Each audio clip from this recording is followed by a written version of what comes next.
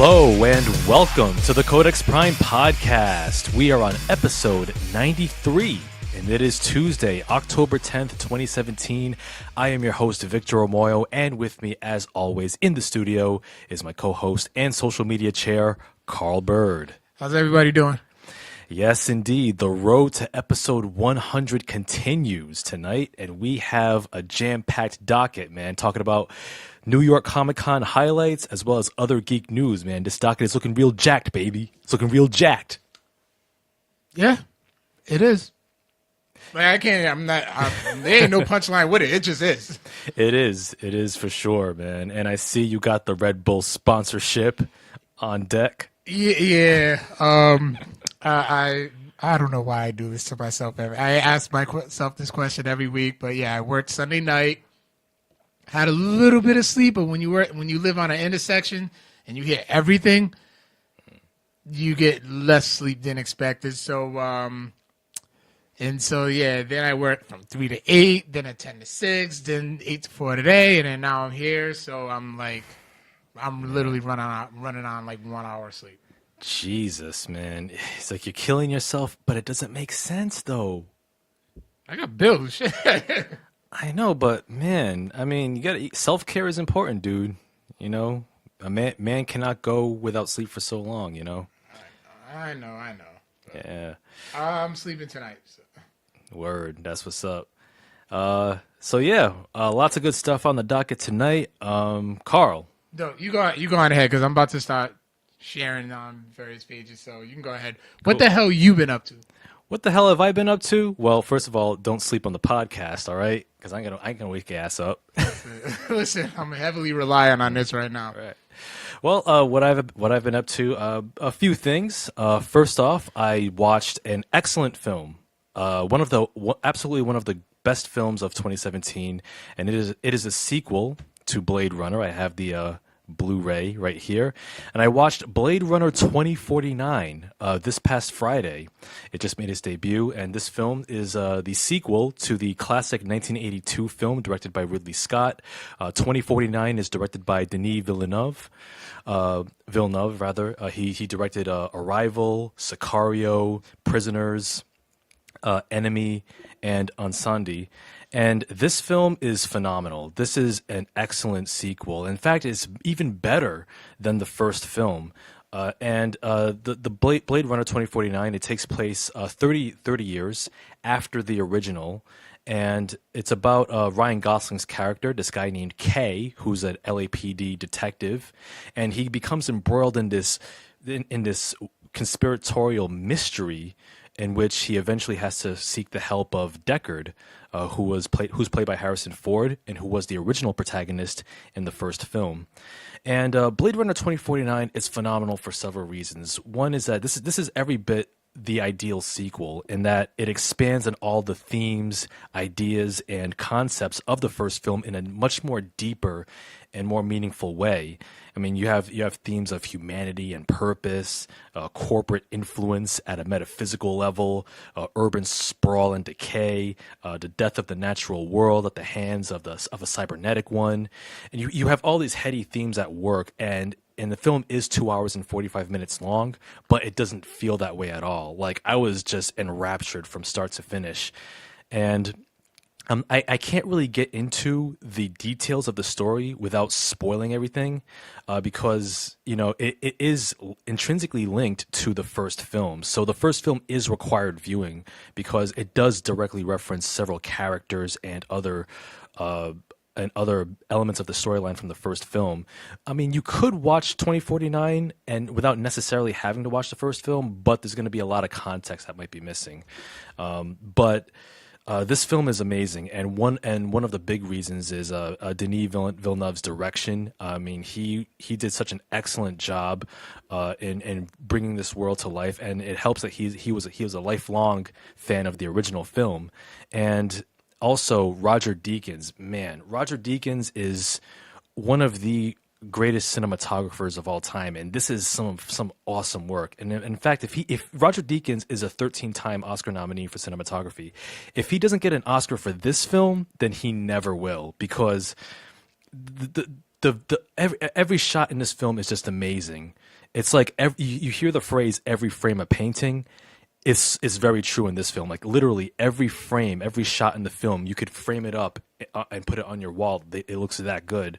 Like you have shots of like the golden yellow, ultra modern, slick architecture of the main antagonist offices. You have the towering, neon-drenched, rain-soaked high rises of the LA, Los Angeles, and it just looks so amazing. And also the performances in this film are fantastic, and I think that Ryan Gosling, he did such a great job with his character, and it definitely plays to his strengths as an actor. Harrison Ford, it's definitely one of the most emotional performances I've seen from Harrison Ford in quite some time. It's great to see Harrison Ford actually give a shit. Because he's done many films, like especially in recent years, where he's just there to just grumble his way through to a paycheck, but not here. Here, his character Deckard, there's a lot more brimming underneath the surface, and also Jared Leto, who plays the main antagonist, Neander Wallace, who's like the successor to Tyrell, who was a former head of the Tyrell Corporation. Jared Leto has this interesting performance where he plays this CEO with this messianic complex, and he's blind. And what's interesting is that he installs this chip in his neck, and he has all these like floating drones around him so he can see whatever's in front of him. And he talks in this really, really high pretentious manner. It's like when you hear him speak, you can picture Oscar T. Rex or Ben Carson. You can picture a Ben Carson stance every time he speaks. He's like that, He's like that. But he played a very interesting character, and man, like also the score by Hans Zimmer and Benjamin Wallfish, which definitely has a lot of callbacks to Vangelis's synth heavy score in the first film. Lots of good elements there. Didn't Hans Zimmer do the Simpsons theme song? No, that was Danny Elfman. Yeah, Danny Elfman did the Simpsons. Hans Zimmer did something. I just can't think of it right now. He did the Lion King score. Oh, okay. There you go. And Gladiator and many other films. But yeah, man, this is a thinking person's science fiction film, and it's a film with a lot of excellent concepts at work. And unfortunately, much like the first film, this film is not doing so hot in the box office. It's unfortunately it was made for $150 million budget, but it's only grossed $32 million stateside and $81 million worldwide. So a lot of people are sleeping on this film because it is slow paced and it does take its time. And if you're looking for constant action, run and gun, like if you're in the Fast and Furious popcorn munching mouth breathing audience, this movie might not be. This movie might not be for you, but if you're looking for something unique and something that will make you think, and something that will make you want to uncover its mysteries from the opening credits to the end credits, then Blade Runner 2049 is one that I absolutely recommend. As a matter of fact, I will go so far as to say that this is my favorite film of the year so far. It is. It's that. Beating Wonder Woman? Well, it beat Dunkirk. Dunkirk was my previous favorite film of the year, and before that, it was Get Out. Wonder Woman is one of my favorites, but it was never like my top favorite. But yeah, it's that good. Well, damn. Yeah, so definitely watch Blade Runner 2049. I give it my highest recommendation. And if you haven't seen the original Blade Runner, then there are multiple versions of that. I do recommend watching the 2007 Final Cut version, because that's the definitive version. And if you start watching the old Blade Runner film and you start hearing voiceover narration, that's the original theatrical cut. You don't want to watch that. So yeah, absolute recommendation, Blade Runner 2049. Check it out. Do not sleep on this film. We need more. We need more substantive films in the Hollywood firmament. Other thing I've been up to, as per our bet that Carl and I made. Oh, I've been waiting for this one. Yes. I finished reading Black Privilege. Opportunity comes to those who create it, and this was written by Leonard McKelvey, who goes by the name of Charlamagne Tha God. Stop acting bougie. Say the man's name right. Well, Charlamagne Tha God.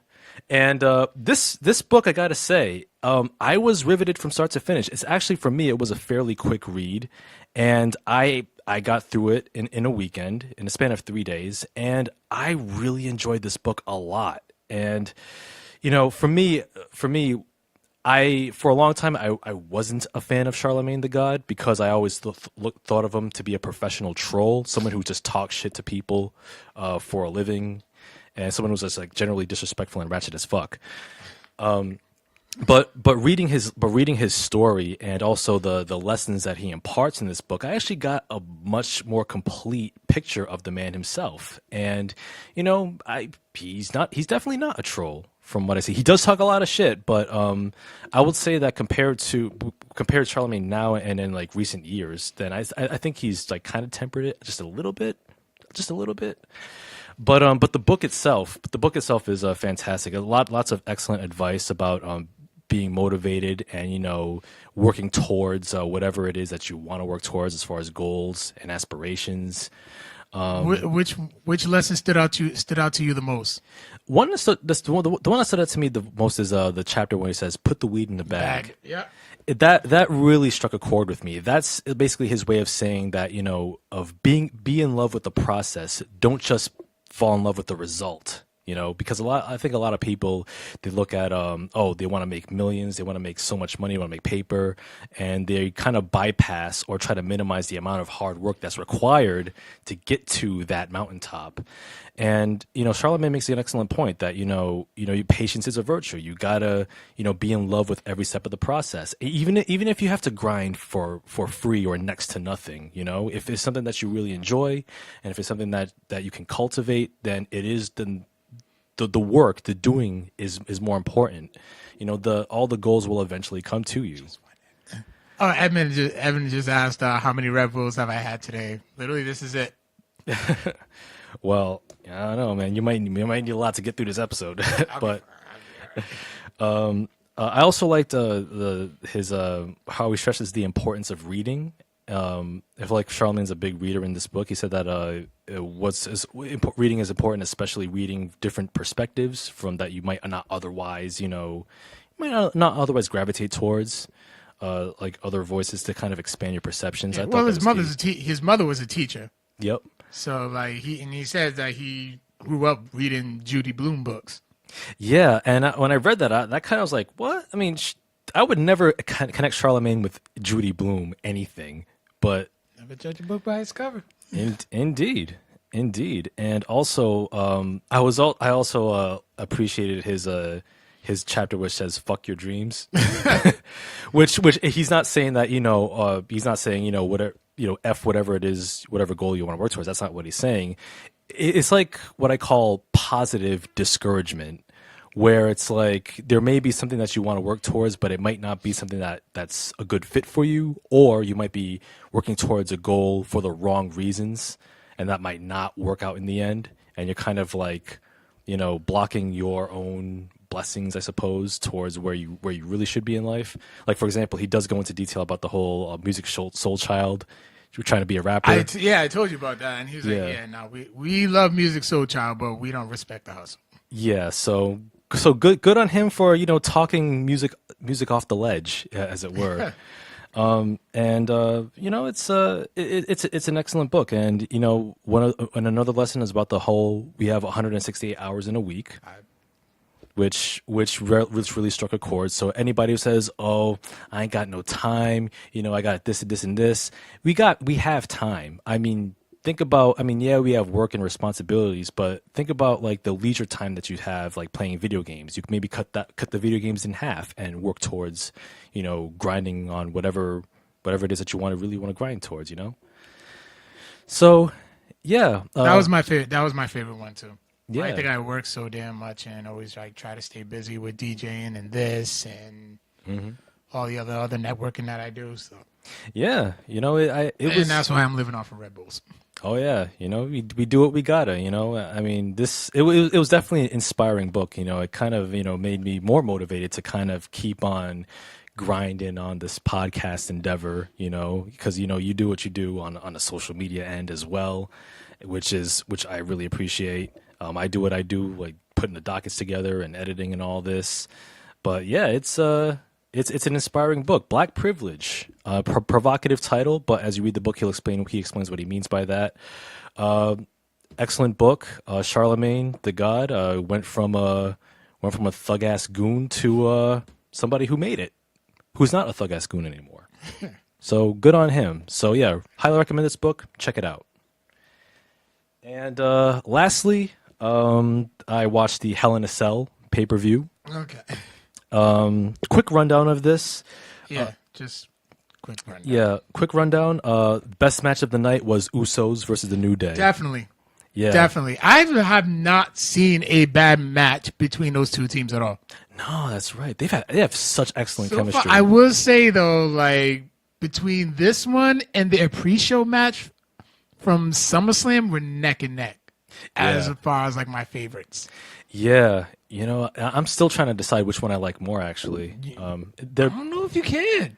Yeah, because I'm gonna put them both as like favorite matches of the year nominees, and then I'll try to decide which one I like more. Eddie says Shane is a sick fuck. I love him. Yes. Let's fast forward real quick to the main event. Shane McMahon versus Kevin Owens. Shane McMahon, he took another 20-foot elbow drop on the announce table, but Sami Zayn made the save. He saved his former rival Kevin Owens. Yeah, I'm so curious to see where that's gonna go. Yeah, I mean, mean, hopefully they give Sami Zayn the push that he deserves. Yeah, absolutely. Like, because he's been kind of like the Charlie Brown on the main roster, somebody who's just never gotten a real break. Exactly. Yeah, and a heel Sami Zayn would be really, really intriguing. Yeah, interesting. Something that we haven't seen. Oh yeah, absolutely. I mean, they have to change his theme song because his theme song is like rather fun. It is. It's like just fun. You're like, you can't help but when you listen to it, you just smile. I know, right? Yes, it's definitely like a good gym music too. I wouldn't say all that. I mean, I wouldn't be motivated for. Well, when you're running on a treadmill or on an exercise bike. That doesn't do it for me. Really? You know, actually, my cardio song is actually T.J. Perkins' theme song. Okay, I could see that. Like just the high energy the 8-bit sound, like, and it's pretty fast paced. Yep. Okay, I can see that. I literally have it on repeat for the duration that I'm on the treadmill. Oh, nice. A really good theme song I recommend is Shelton Benjamin and Chad Gable's theme. That's dope. It is. That was literally the first time I heard it. Like I've actually paid attention and heard it. That's a dope ass song. It is. It really is. It's on Spotify too.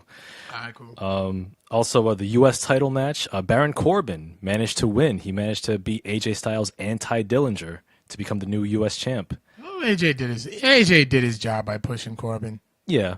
That's how I'm looking at it. Oh yeah, Corbin definitely deserved that break, and I will say that Ty Dillinger, he really stepped up. I've always been a fan. For those who are still sleeping on your boy Ty, yo, don't sleep any longer. Your boy's on the come up. Give him some time. You know, we're gonna probably see some good matches with him and Bobby Roode and Dolph Ziggler. Maybe he can get into that mix. Yeah, for sure. And real quick, Jinder Mahal. Jinder Mahal continues to make the WWE World Championship irrelevant by defeating Shinsuke Nakamura twice. This is his second time in a row. I hate his move. The Colossus, that's a terrible finisher. It's like a Cobra clutch slam, but it looks so bad. It looks so weak. Yeah. And he has beat. Who's he beaten since he's been champ? Randy Orton. Yeah. Okay. He beat Orton for the belt with that. Yep. And yeah, that's it. Randy Orton and Shinsuke Nakamura. Yeah. Yeah, I think those are his only two opponents, really. Yeah, as far as I know, and mind you, awful. Yeah, it's awful. It's so bad. It's like, okay, I'll give him this. He's making a great heel because we hate him. No, he's generating enough heat to where. Okay, Adrian Price was right when Admin was on. He was like, he's generating enough heat to where like we do hate him when he can actually put somebody over. He just like his move just sucks, and I just don't think he should be in the title shot. Oh, absolutely. In the title picture, not just yet. Maybe some more, but yeah, Jinder won because the tour of India is in December. Yep, makes a lot of sense. You know, it makes sense on a business point. But the ironic thing about that is that the Indian market doesn't really care for Jinder Mahal either. I haven't heard anything to confirm or deny. Yeah. So I'm literally like, I'm literally taking your word for it. People don't hate when people are asleep. Yes, and that's the thing too. Like, if you look at SmackDown attendance for all SmackDown shows and live events, it's gone down quite significantly. In fact, so much so that when I go on Twitter, I've seen fans that take pictures of the crowds from inside the arena, and like the hard camera side, It's completely empty. They move. Yeah, it's like they purposely move everybody to the other side. Yup, and then they cut off the lights and put tarp over the seats to like mask the emptiness. And a big part of that is because of Jinder Mahal. He's not compelling. Like, people hate him not because he's an effective heel, but because he's simply awful and doesn't deserve to be there. and it makes me, and it insults me that he's being put over at Shinsuke Nakamura's expense. Yeah, that I didn't like. There's also one major beef that I do have with the Hell in a Cell pay-per-view. Yeah. Now, in the they only mentioned that it was the 20th anniversary of Kane. Yeah. And Kane debuted on a Hell in a Cell. Yep. Now, I've heard somewhere in the rumor mill that no, Jennifer, he is not wearing a plaid shirt. Kudos. Metroid all day. But yeah, like I was saying, like Kane debuted like 20 years ago, almost to the day. Yeah, he did. In the first Hell in a Cell match. Mm-hmm. And then I was hearing rumors that, we all know that he's running for mayor of Knoxville County. Okay. So he's put wrestling on hold to focus on that. Nice. I would have figured like they would have done something with him. Kane has been a pretty relevant presence in the WWE for the past 20 years. Yeah, he has been. I really felt like he should have deserved something. And if he was going to announce his retirement, that should have been a perfect moment. Oh, yeah. Yeah. Just like some type of acknowledgement. It didn't have to do with like, but they didn't have to do what they did for the Undertaker 25, but something. Yeah. But they just said, oh yeah, 20 years ago, Kane debuted in a Hell in a Cell. And that's it.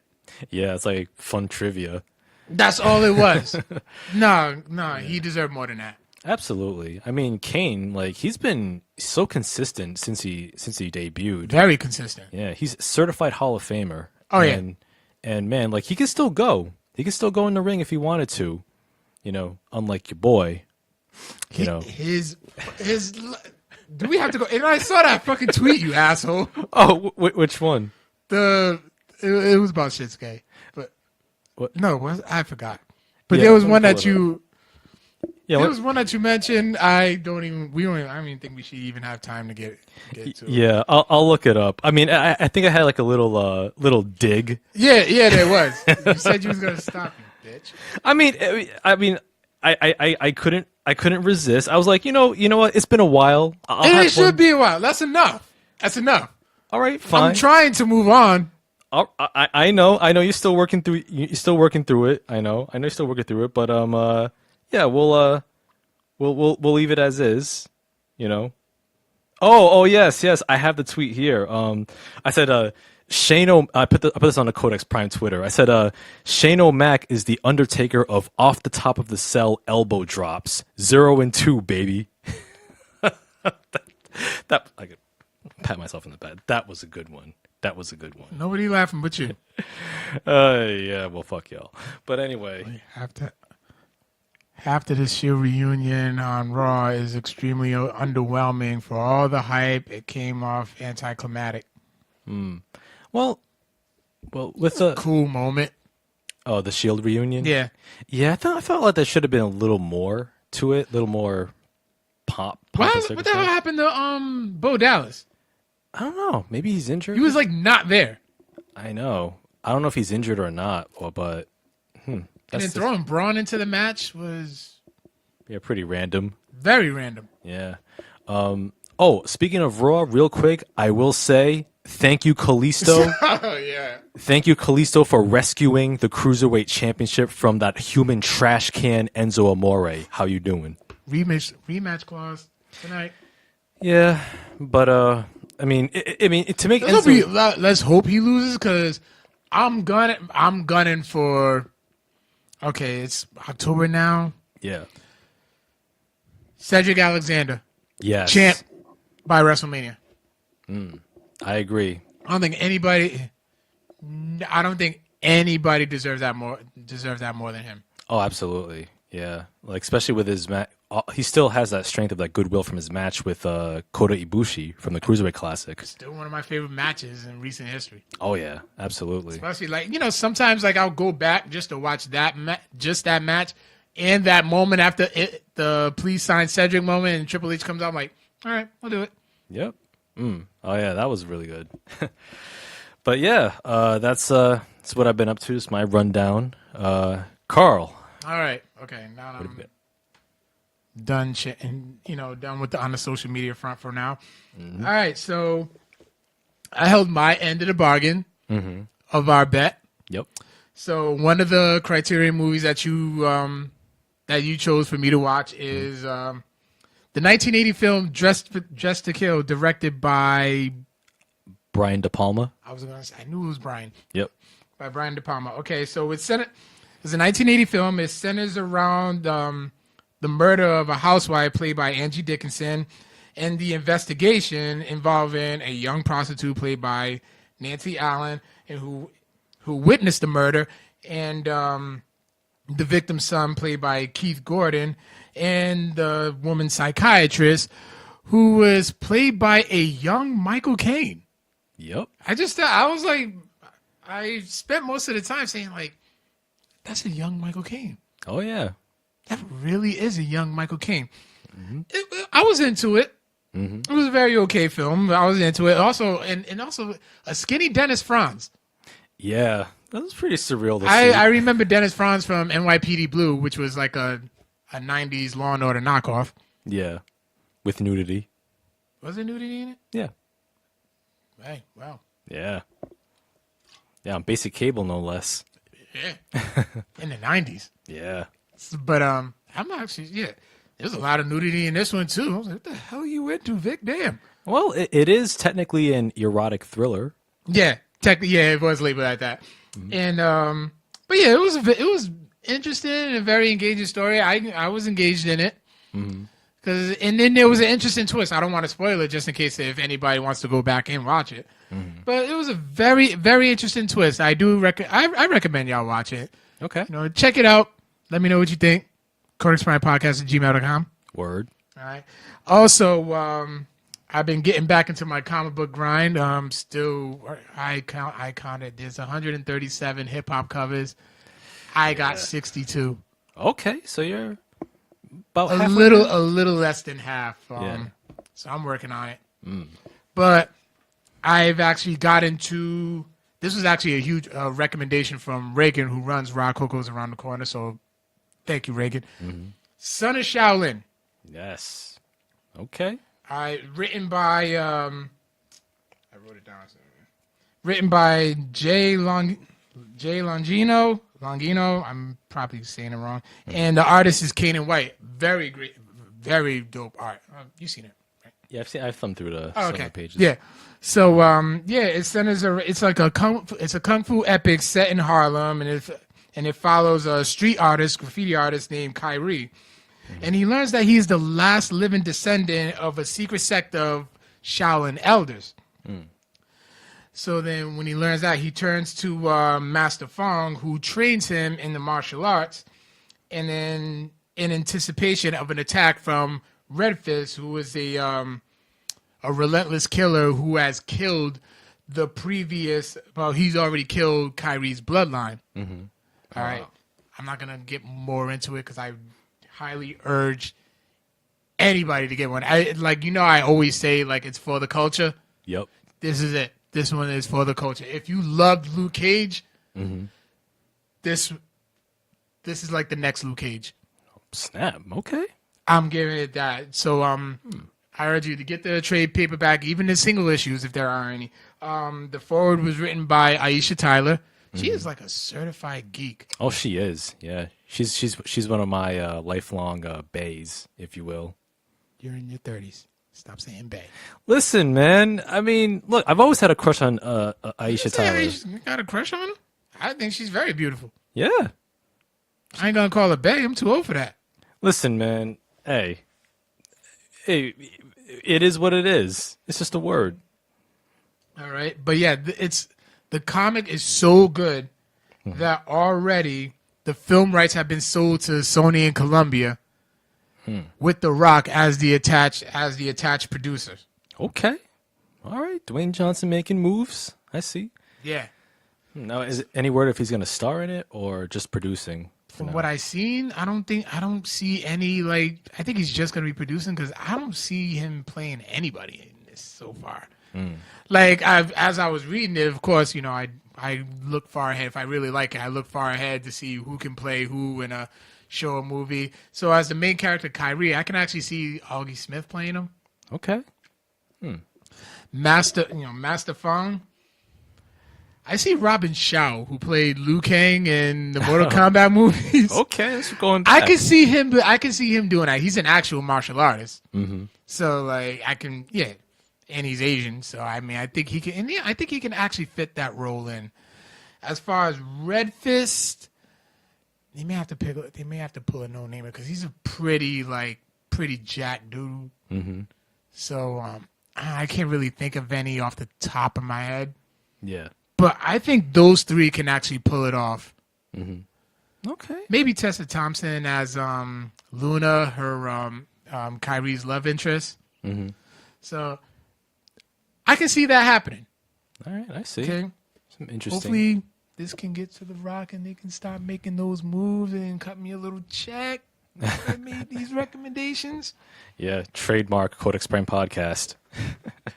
What the podcast? This is me. No. I got bills. Hey, listen, man. I'm a co-host, man. I deserve. No, I'm just looking for my cut. I don't have a razor like they had in Dress to Kill. All right. And then I recently bought Madden 18. No Jesus. Anyways, I'm always a Madden head. I've always been a Madden game. As a matter of fact, since like 2005, I want to say, I've only missed one Madden, and that was last year's. Okay. But so I always get Madden, and so the game overall is very enjoyable. But then there's a new feature which is called Long Shot. Okay, and Long Shot, it's basically like a Telltale game. Where like all your decisions reflect on your scouting reports, and it follows a prospect named Devin Wade, who was a former 5-star high school quarterback, who was heading to the regional combine, but then he comes a lot of obstacles come his way. It's very dramatic. There's some pretty good casting, actually like real actors casting. Mahershala Ali plays Devin's father. Nice. J.R. Lemon plays Devin himself. And it also features Dan Marino and Chad Johnson. I haven't gotten that far yet. Shut up, Edwin. So, but I'm really enjoying that. I've always been a fan of the Telltale games anyway, currently playing the Guardians of the Galaxy one. And also I finished the Game of Thrones. I do plan on getting into the Walking Dead ones as well. Okay. 'Cause I heard those were really good. And Batman. Yeah, I have played the first Telltale Walking Dead game. Chapter 1 or season 1. Season 1, yeah. Yeah. Yeah, I think they go by seasons. Yep. And there's a season 2 they're working on for Game of Thrones too. Oh, nice. Nice. So, yeah, I definitely urge everybody to go at least red box the game just to play the Long Shot. Okay. If you're not into it, if you're into Madden, just get it anyway. All right. And from what you've seen with Madden 18, is it bogged down in like microtransactions? Like you have like kind of like where you're forced to like buy like to upgrade stats or whatever. No, you automatically like download your rosters. Okay. Like they'll send you an alert saying like, "Oh, your rosters are outdated. Please download the latest rosters." Okay. Or like the latest roster update. Okay, you download it 2 seconds, and then you have all the up-to-date rosters. Oh, nice. Cool. So that's it. That's it Nice. for me. Awesome. Yeah. And also, from what I hear with Madden 18, the human ashtray, Tom Brady's the cover player. Yep. So that curse should be hitting any minute now. Yeah, let's hope so. I mean, from what I hear, the Patriots, they've lost a couple games this season, right? Yeah. Yeah. Yeah, they're 3-2. 3-2. Okay. Well, hopefully the L column will increase, and it will. Unfortunately, I don't see the Cowboys being any better, but we'll see. We're going through some things right now. Yeah. What's your team's record? 2-3. 2-3. Wow. We almost had it Sunday. Almost had it, but we scored that final touchdown just a little too early, and Aaron Rodgers being Aaron Rodgers, I gotta give props when props. I had to give him his props. He came off, and our defense is absolutely trash right now. So let's step it up. Yeah, that's true. I don't watch any games, so I'm only taking his word for it. And yeah. So yes, we've got a bunch of news and items to get into. Some hot tidbits this week. Hey, what's going on, Tara? Yeah, cool. Welcome to the show, Tara. First item here. Gore Verbinski. He's going to be directing the Gambit film, which is going to star Channing Tatum. I do not see Channing. I just don't think he has Gambit. I think they just cast everybody loves Channing Tatum. Let's play Gambit. Well, I think there could be some potential. I mean, Channing Tatum has stepped up his acting game considerably in recent years. I think he could pull it off. I mean, I'm trying to picture him pulling off that Cajun accent. Exactly. I don't see it. Like, honestly, you want to know who I actually was okay with? Who? The guy who played him in the Origins. Oh, Taylor Kitsch? He had more of the look. But I don't know. I just think he could a little more coaching. Mm-hmm. Put better people around him. I think he would have been better off. Well, maybe. I just don't see it in Channing Tatum. Yeah, I'm a little skeptical myself, but I will. Fifth agreement: be skeptical, but listen. Yeah, exactly. That was a book recommended by Charlamagne. Oh, okay. Yeah. From our previous bet that you finagled on. Listen, I read pages from the book. You were supposed to read the book. I watched Tootsie. Right. Well, and you were supposed to read the book. But what had happened was though. No, you. I'm giving you props on this one. You actually read it. Yep. Mm-hmm. So I'm giving you props on this one. We can move on. Okay, we will move on. All right. Future bets, you gotta see him through. Of course. I'm a man of my word. That's what I do. When my schedule. Not that first time. Well, yeah, because my schedule didn't permit it at the time. But there's 168 hours. Listen, man, those 168 hours were dedicated to like work and like. There's 168 hours a week. Let's move on to the next. Let's move on to the next headline here, and yes, we mentioned The Rock earlier, and it has been confirmed. The Rock and Jason Statham's spin-off Fast and Furious film is in the works right now. It's going to be the Luke Hobbs and Deckard Shaw team-up flick, and that's scheduled for a July 26, 2019 release. And it will be written by Fast and Furious screenwriter Chris Morgan. However, Fast and Furious 9, the next film in the main series, comes out to theaters April 10th, 2020. And in response to this, Tyrese was none too pleased about the pushing back of Part 9, and he posted this on his Twitter page where he says, quote, congratulations to The Rock and your brother-in-law, aka $7 producing partner Hiram Garcia, for making the Fast and Furious franchise about you. First family, right? Nah, it's about Team Dwayne. 3 years. Will it be worth the wait? No Shaw, just Hobbs. Will this be another Baywatch? Unquote. Oh yeah, there's been some shade going on back and forth. I heard this story this morning on the Breakfast Club, and The Rock did reply. I just completely forgot what he said. Okay. I know But it's on but it was on The Rock's Instagram because I know Tank was asking for it. R&B singer Tank was basically asking for a job, and there's been some tension between Tank and Tyrese. Even though they had that bomb ass TGT album, but like there's been some tension lately. So Tyrese added his 2 cents in that, and then it's been it's like a little mess. It can be cleaned up. Okay. Yeah, this is so there's some trouble in paradise in the Fast and Furious front. I will say that a Luke Hobbs Deckard Shaw film does sound cool. They have great chemistry. Oh, absolutely. So I mean, why not? But if this is coming at the expense of the main series, then I can see why Tyrese is a bit none too pleased about this. But I think everybody. I think like a lot of the characters were supposed to get their own spinoffs. Like I heard that Tyrese's character and Ludacris's character would get a spinoff himself, which would be, I think it would be a great action comedy between the two, because I like their chemistry.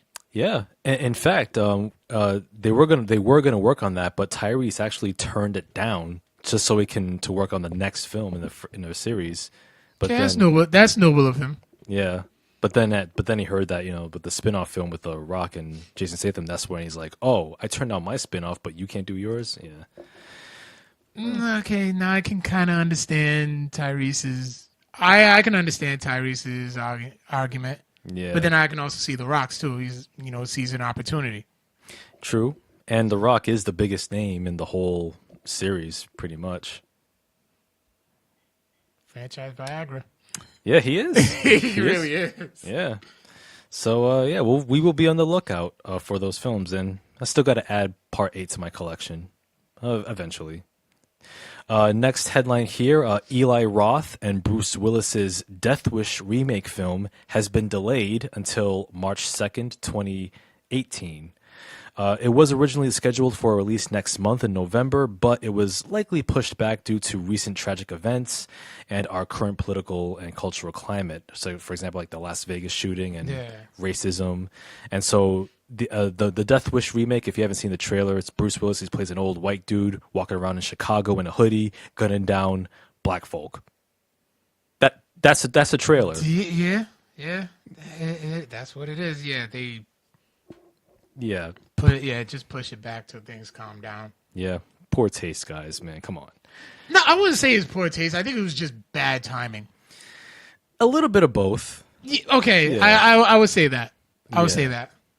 Yeah. Well, hopefully it'll go straight to Redbox. Other news here, Brett Ratner. Remember him? Brett Ratner is going to be directing the Hugh Hefner biopic starring Jared Leto as Big Hef. Too soon. The dude just died.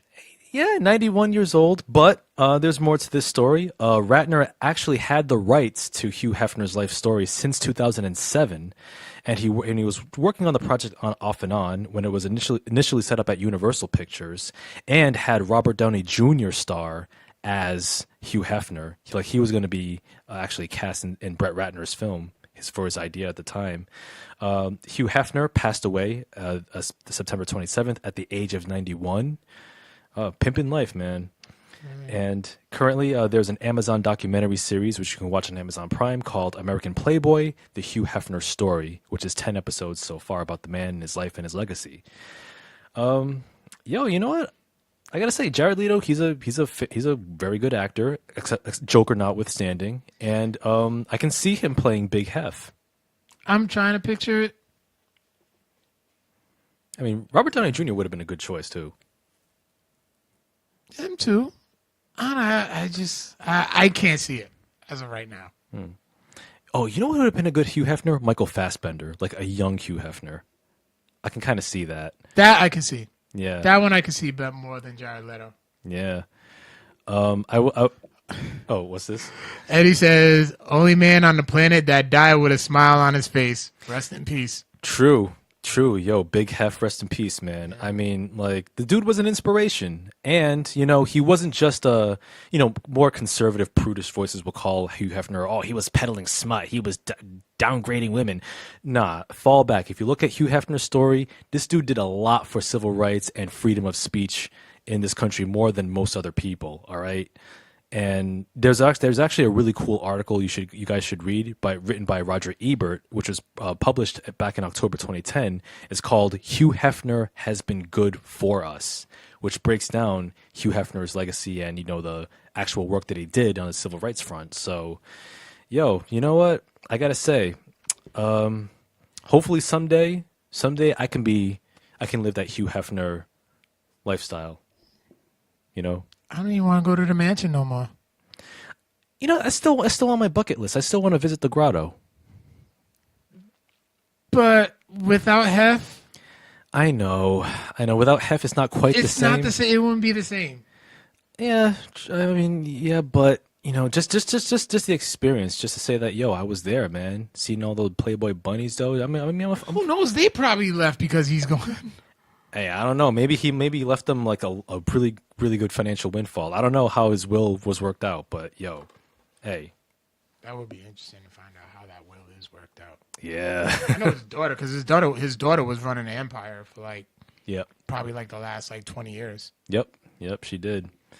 But yeah, Big Hef, man, rest in peace, dog.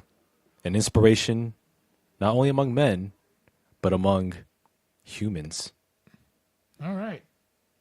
Anyway, some other news here. We're talking about Netflix. In other news, Netflix is actually has an interesting deal.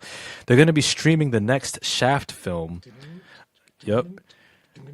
Yes. They're going to be streaming a new Shaft film 2 weeks after its theatrical release.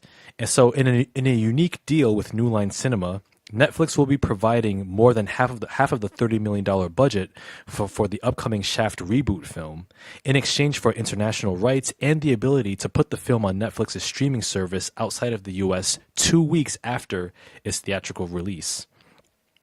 And the Shaft reboot will be directed by Tim Story, who directed Think Like a Man, and written by Kenya Barris, who was the creator of Blackish and the co-writer of Girls Trip and the writer of The Game, TV series on BET.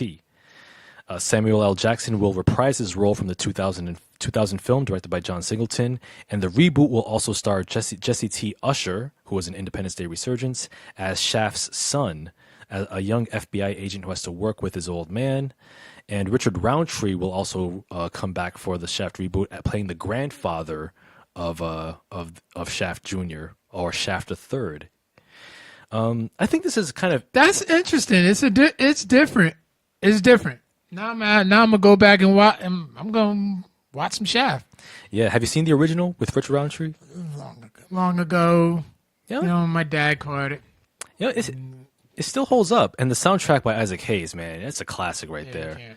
I still haven't seen the 2000 Shaft in Africa with Johnny Pate though. That's a b-boy classic. I haven't seen that one. Yeah.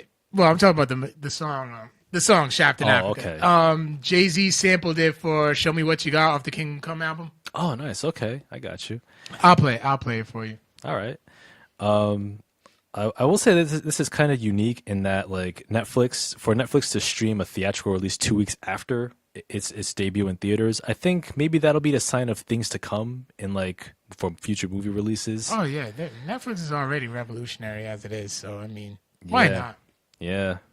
So that's some interesting news on the Netflix front. In other Netflix news, and this might ruffle some feathers, Netflix will be increasing their subscription price next month in November. Beginning next month, Netflix will raise its price by 10% from $9.99 to $10.99 a month. Also, the 4K Ultra HD plans will rise 17% from $11.99 now to $13.99 a month, but the lowest cost plan at $7.99 a month will still remain as is. This is due to Netflix having over 53 million subscribers in the U.S. alone, and Netflix is still trying to compete with Amazon Prime, Hulu, YouTube, and to produce more original content. I don't think it's that bad. It's not. It's quite doable. Yeah. Yeah. So if more original content, I'm down for that. Other news: Michael B. Jordan. He will be executive producing and starring in a new superhero family drama for Netflix called Raising Dion, which will be about a single mom and her son who just so happens to have magical and supernatural abilities. Netflix has ordered 10 episodes of this series. I'll watch it. That's a totally different. That's something completely different. Yep, it is. I've never heard of any type like the closest thing is what The Incredibles, the Fantastic Four and stuff. So it's like it's a much more relatable because unfortunately there are a lot of single parents out there, single moms raising sons and stuff. So yeah, it's a different turn, and it overall is different. Yeah, I dig it. Yeah, plus the premise sounds interesting. Yeah. Yeah, and from what I hear, I think there's also going to be like a little comic that's going to come out that might be a tie-in. Hey. Yeah, so stepping my comic game up. Yeah. So yeah, looking forward to that. Also, Sylvester Stallone, he's going to be directing and producing Creed 2. You better. Hey, why not? I'm down for it. But then, I don't know. Ryan Coogler was dope. He was. Yeah. So it's like, can't they like share? Well, can't they just co-direct? I mean, Sylvester Stallone, I mean, he is pretty good behind the camera too. No, yeah, I'm not doubting that, but like, but I loved Creed so much. Oh, me too, man. So yeah, you cried. I did. You need to do some push-ups here. So I really would like to see Ryan Coogler and Sylvester Stallone like co-direct this one. Maybe, or have Ryan Coogler direct and Stallone write the next Creed film. But regardless, work together. I'm sure like they're both creative. Oh yeah, they're both creative geniuses. So like, they both should be involved. Okay, I can see that. Or maybe at least like Coogler could be like a producer, kind of have some creative input in the next one. Yeah. Yeah. And speaking of Stallone, definitely another Stallone film I do recommend real quick, Copland. Quite underrated. Definitely watch Copland. It's with him, Robert De Niro, and Ray Liotta. All right. Yeah. Came out in 96 or 97. And lastly, we got 2 trailers that dropped recently. First of which we were going to talk about last week, but we didn't get to. The new Tomb Raider movie coming out next March. What do you think? Have you seen the trailer for that? I did. Yeah. What'd you think about that? It's all right. It's worth a shot. Yeah, I mean, it stars Alicia Vikander, the Oscar winner from The Danish Girl. It does look better than either of the Angelina Jolie films. That's for sure. They were good for its time. For its time, I'll agree. But the first film, like the story, really made no sense if you really took a look at it. I would have to watch it again. It's like I literally watched those movies once. Yeah, and I was like, it was cool. We got a Tomb Raider movie. Angelina Jolie looked like Lara Croft. Oh, absolutely. That time, Lara Croft. Yeah. PlayStation 1 graphics, Lara Croft. Mm-hmm. So, yeah, like it was cool for that time. So Alicia Vikander, I'm willing to give it a shot. Oh yeah, yeah, and it looks good. And plus, you can't go wrong with Walton Goggins, great actor. Yeah. Yeah. Yeah. So I think he appears to play the villain, and I think this is based on the 2013 reboot, the video game which came out for the PS3. Also, we have a new Justice League trailer, which features Superman, or Clark Kent, rather. Okay, so, well, there goes that spoiler. That was a spoiler. Yeah, have you seen the new Justice League trailer by any chance? I did. Yeah. What do you think about like the tone that it's trying to set? It's trying to appear a little more humorous, a little more light. It's like it's trying to do. They're trying to be. It's like they're trying to be what Suicide Squad tried to do. Kinda, or they're trying to be more like more like the Avengers. Yeah. Yeah, and that like in that like tone wise, they're trying to like incorporate a little more jokes, a little more humor. Even though I don't know how much influence Joss Whedon has in this upcoming film, or how much he directed or reshot, but for better or worse, it still has that Zack Snyder look. Yeah, it's still dark. Yeah, it's still pretty dark. You got to turn a light on. I'm pretty sure John Haponic will give it 5 stars because he's a resident DC apologist or DCEU apologist. Yeah, he is. Yeah. But I'll give it a fair shot. It comes out November 17th, and we will talk about it on the podcast when it drops. So yeah, that's all the headlines this week, and right now we're going to get into the Comic Con, New York Comic Con 2017. Bunch of highlights to get into. I'm just letting you know right now. I was so mad. We had plans of going, but then overrated adult life kicked in. Yeah, Kids don't grow up. It's a trap. Yeah, indeed. I had no idea. Like we checked for tickets back in July, and it was already sold out. There was like 200,000 people there. Yeah, it was the largest turnout, I believe, in ever for the NYC. So yeah, we got to buy tickets like for next year's now. Yeah, for 200,000 people, I mean, that's a lot of like shoulder to shoulder traffic, though. Well, and plus, we got an email from somebody who was there, so we'll get. He'll explain his experience there. From what I've seen, he looked like from what I've seen on Instagram and stuff, he was just having a grand time. I was looking at all the cosplays, and there was some real good ones. Yeah, I've seen a few. Seen a few really good ones. Were there any that kind of stood out in your mind? I really just can't remember right now because I looked at him like Friday. So and then a lot happened. Not to mention, shout outs to Spock of Summer too. Yes. Yeah, we went to his progression show at Aurora Saturday night. Mm-hmm. That was a lot of energy. It was a very high energy show. I thoroughly enjoyed myself, but now after a while, I'm just like, man, I'm too full. It's like, I was ready to go towards the end, but it was definitely fun, definitely worth it. Spock, thanks for having us out. We're definitely looking forward to the next one. Oh yeah, absolutely, man. Yeah, definitely lots of good energy, lots of good artists on there doing their thing. Yeah, all local artists too. Yep. Yeah, support local talent, y'all. Rhode Island, don't sleep on Rhode Island. We're on the come up, baby. Exactly. So go ahead.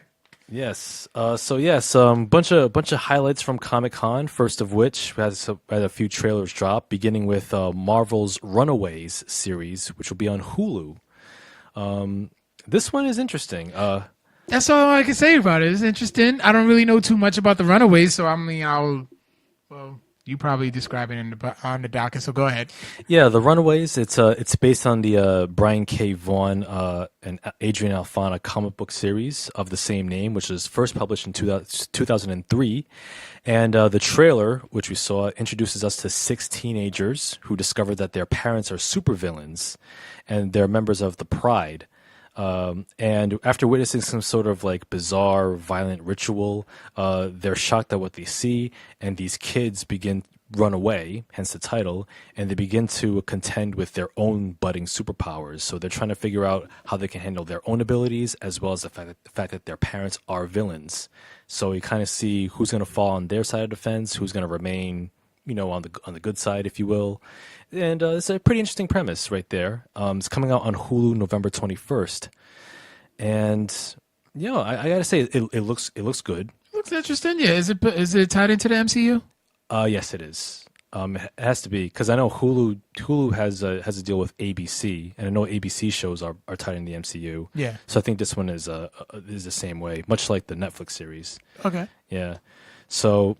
So yeah, I'm looking forward to this Runaways. It looks like it has a bit of an edge, bit of some language, if you will. Yeah. Yep. So yeah, we're gonna see some stuff. It does remind me of The Gifted, which came out last week. I still have yet to see that. Yeah, I'm gonna sit down and watch it. I know another friend of mine recommended this show, and I really want to see that, as well as Legion. I still haven't seen an episode of that. I wanted to. I think something was wrong with my computer at the time. Yeah, I don't know if I know Hulu has FX shows. I don't know if they have the first season of Legion yet. There's only one season, though, right? Yeah, I think so. Yeah. Okay. Yeah. So yeah, Runaway. One way to find out. Yep. So Runaways is coming out. Looking forward to that. Also, another exhibit which came out was a new book by Andy Weir, who's the author of The Martian, which the 2015 movie with Matt Damon's based on. He has a next book coming out called Artemis. And this sounded really interesting because Audible put together this exhibit for this Artemis novel, which is coming out next month. and their exhibit was called Museum of Artemis: Life on the Moon. And the whole exhibit was kind of like this like interactive like in universe type deal. And the book Artemis follows this young woman named Jazz, who runs a smuggling operation outside of the city on the moon. And when she's invited to take part in some sort of scheme, she suddenly finds herself in the midst of a vast conspiracy, and she's running for her life. And there's like a huge mystery in the middle. And the installation that they had at Comic-Con, it's like they brought the world from that book to life. And this is actually the first instance, as far as I know, of there being an interactive installation, which is based on a novel. You've had like stuff based on comics, obviously, but based on a novel, this is the first time we've seen that. And what was cool is that they had the centerpiece of this installation was like this scale replica of the moon. And that's kind of all I saw. Yeah, it was like this scale replica of the moon, in which the surface are basically high definition photographs taken from the surface of the moon, and it's kind of like pasted together like seamlessly all around like the scale replica, which kind of like represents like where the book takes place, I should say. And it was like 23 feet wide, and it's been traveling around the world. But New York Comic Con is like the first time it actually appeared here in the States, and it was created by UK artist Luke Jerome. And hey, this actually has me really intrigued. I really do want to read that book now, Artemis. I haven't read The Martian yet because I do have the novel, but I also have the film that it's based off. Yeah. And so you have the book, but you never read it. Right. Yeah, I've never gotten around to it. You ain't that damn busy. I know, but it's just that I've had other books that caught my interest even more at the time. Trust me, I know. I'm still reading Ready. I'm still reading Ready Player One. Like I put that down and I haven't read it in like a month. Yeah, and it's something I do want. I want to finish it, but it's like I want to make sure I finish it in time for the movie. But I do have like plenty of time. Yeah, I'm trying to get into Ready Player One, but I don't know. It just feels like it's trying way too hard for me.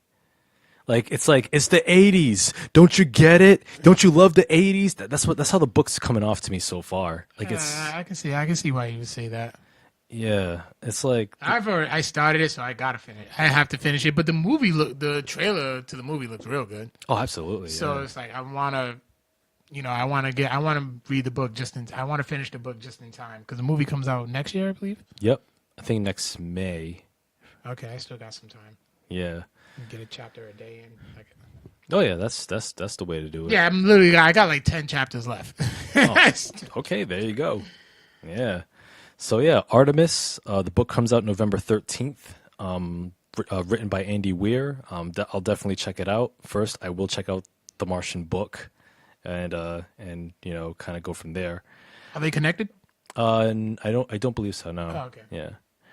Other trailers that have dropped, we got another series coming on Amazon Prime. It's based on Philip K. Dick's series called Electric Dreams. Have you seen the trailer for this one? I saw the trailer, but I'm like, oh, okay. I mean, it looks cool, but I don't have Amazon Prime, so.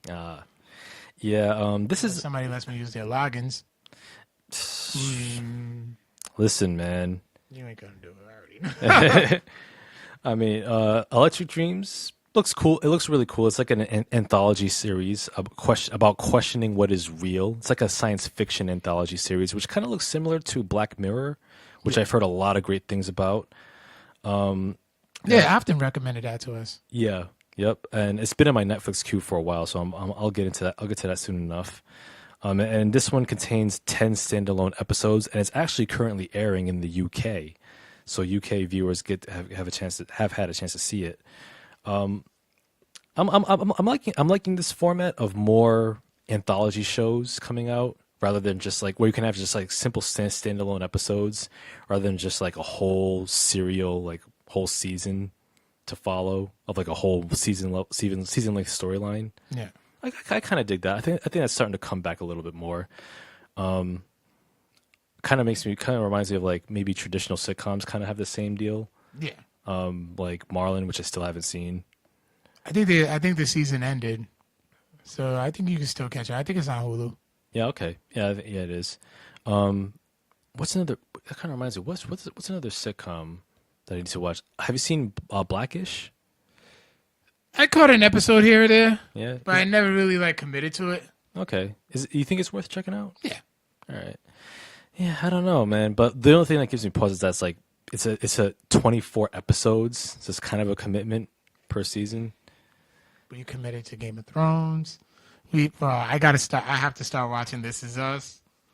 I heard This Is Us is a real tearjerker. It's a lot of crying. I tried to fight it off, but my friend, shout out to Jelena, she's like, listen, I watched 7 seasons of Game of Thrones, and it's a cure for you. You got to watch something for me. I'm like, fine. Well, we'll see. This Is Us. I heard it's thoroughly depressing. That's right up your alley, then. Okay, I'll check it out then. Cool. See? Yeah, it's a lot of crying. Yeah. Speaking of crying, how about that Pacific Rim Uprising trailer, son? It looked kind of dope. It looked dope. I need to revisit the first one, but this one looks kind of dope. John Boyega's making moves. Oh yeah, your boy. He's been in a lot. He is. I've seen the first Pacific Rim, which I enjoyed. I thought it was a fun popcorn flick. That one was directed by Guillermo del Toro. Yeah, he's not doing this one, is he? No, he's this one. Uprising is directed by Stephen DeKnight, who's the creator of the Spartacus TV series. And the showrunner for Daredevil season 1. Okay, so it has promise. Yeah. And the film takes place 10 years after the original. Right. So looks like basically giant robots versus giant monsters. Yeah. And hey, there's not much more that could be said. I mean, if that doesn't sell you on it, then nothing will, I suppose. Very intriguing. It does. I mean, it does look enjoyable. I might just wait for the Blu-ray to come out and just like Redbox it. Because the first one was like a film that you enjoyed it, but you just watch it once and then it's like you kind of like out of sight, out of mind. But like I said, it does look exciting. John Boyega, he kind of looks like a young Denzel Washington. He is making a lot of moves. And interestingly about this, Scott Eastwood, who's one of the stars of the film, I think they had a panel of this trailer for the film. Scott Eastwood has expressed interest in playing Wolverine. I've been way too invested to Hugh Jackman's depictions, so it's gonna take some convincing for me. I can see it because Scott Eastwood, he does bear a strong resemblance to his dad Clint. Well, yeah, but just and think about it, like Wolverine has been inspired by Clint Eastwood's like early cowboy wars in a lot of ways. So I could see it. Scott Eastwood could pull it off, looks wise at least. I gotta look at it. See, some artists probably put it together. So yeah, but then I can be convinced. I mean, I wasn't too sure about Josh Brolin playing Cable, and now I'm looking at like how he looks in the movie, and he looks that's dope. Yeah, he's a dope ass Cable. I'm like, you know what? I was proven wrong. Yeah. I've been convinced. Oh yeah, he's gonna rock it. When Deadpool 2 comes out. When is Deadpool 2 coming out? That's a good ass question. Yeah. I'm pretty sure it's next year. I know it's next year. I don't know if it's like March or next summer. I'll say next summer the latest. Yeah. But Scott Eastwood, I mean, I'll put him as one of the front runners for the next Wolverine.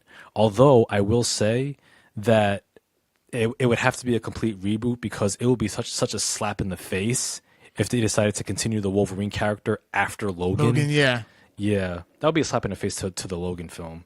But make it a whole new thing. So yeah, there's that.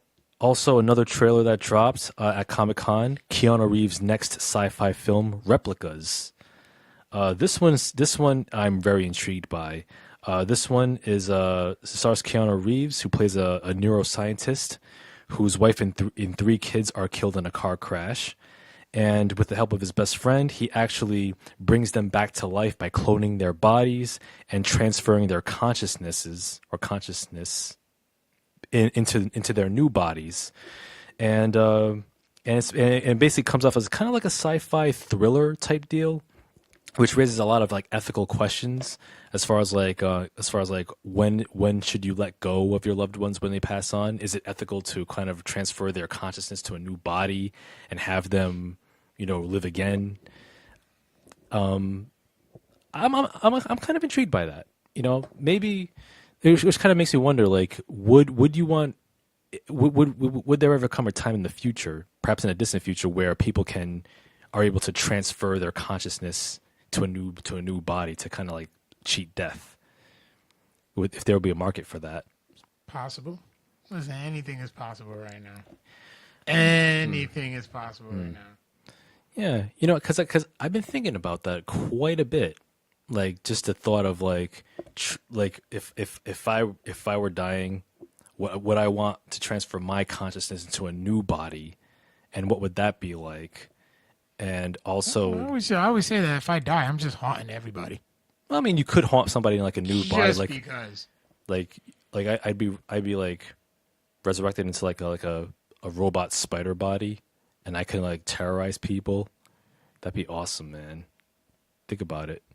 Or it can be like you can put my consciousness in like a new Iron Man suit or Ultron, and I can like fly around and like have a bunch of like clones of myself take over the world.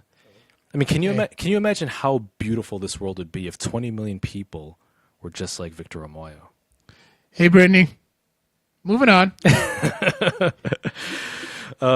But yes, a fun fact about Replicas. Replicas was shot in Puerto Rico last year. So Keanu Reeves and New York Comic Con did announce that during the panel that they have partnered to fundraise for hurricane relief in that region. So I'm sure they will do better than just shooting rolls of paper towels into the crowd. I know, right? What a fucking moron that dude was.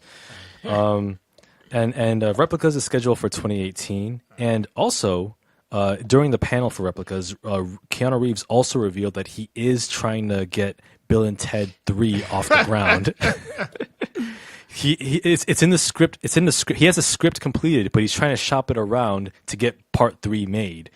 And Bill and Ted 3 is currently called Bill and Ted Face the Music, and it's going to feature Bill and Ted in their 50s. With wives and kids, trying to regain that youthful spark just one more time. That could let that movie die.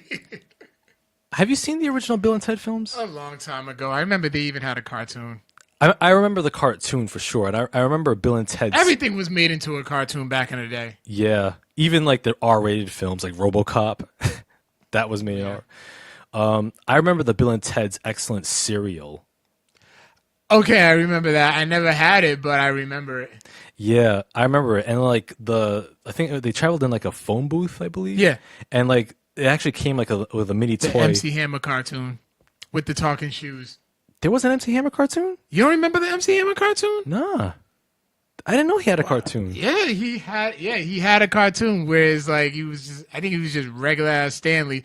Then he'll put on his magic talking dancing shoes and kind of like fight crime or whatever. It was so weird. It was so weird. Oh, it's got to be on YouTube.